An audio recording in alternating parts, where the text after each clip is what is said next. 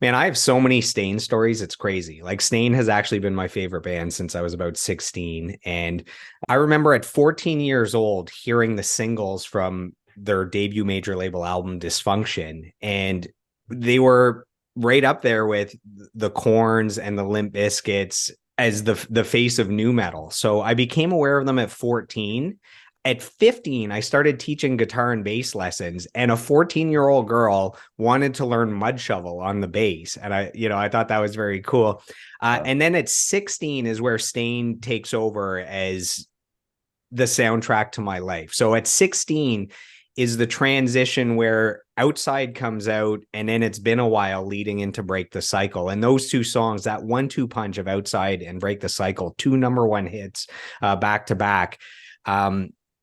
That really hooked me. And at 16, I got my first job. I was working in the meat department of a grocery store, and I had to bike 30 minutes each way between two towns to get to this job. And it didn't matter if it was pouring rain.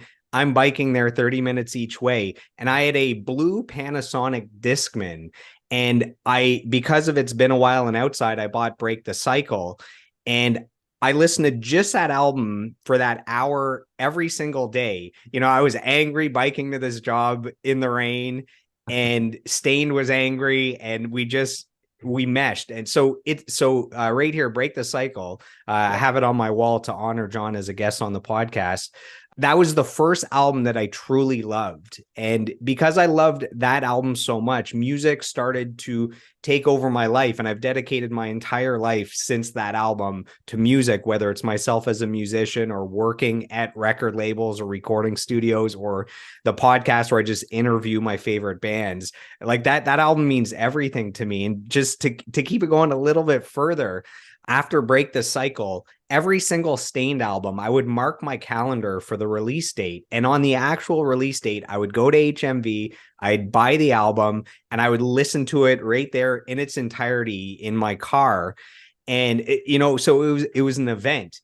Then 4 years ago, I start this podcast, and I made a list of dream guests. If I could get anybody, who would it be? And I had Stained right up there at the top of the list. And then 2 years into the podcast, I interviewed David Bottrell, who's one of the biggest rock and metal producers in the world. He did Tool albums. He's done Godsmack and Mastodon. He's done everyone, Peter Gabriel.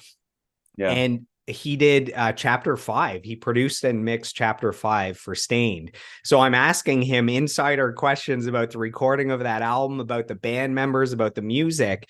And when I was promoting that episode, John shared one of the clips where we were talking about chapter 5. And to me, it was like, oh my God, John knows I exist. This is the greatest moment ever. And then I Yeah. realized, like, hey, I'm actually within a few clicks of being in touch with him because of the way that Instagram works. So I ended up finding him on Facebook. He accepts my friend request, which I was shocked.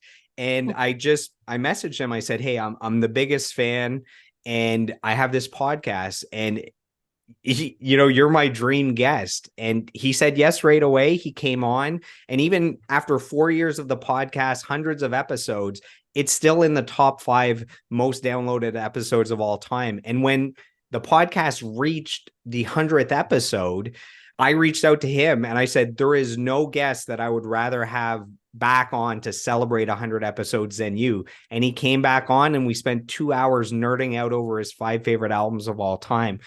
So that is my life story with Stained. So I'm here not just as someone that's interviewing for a random reason. It's like Stained means everything to me. So there's nothing that means more to me than being here and helping to share his story and his legacy and his music, and celebrate his life. During chapter 5, that album, I got to see them live twice. So I saw them in Quebec City with Breaking Benjamin and Three Doors Down. And then I saw them on the same tour in Montreal where Default was opening for them. So I'm so happy I got to see them live.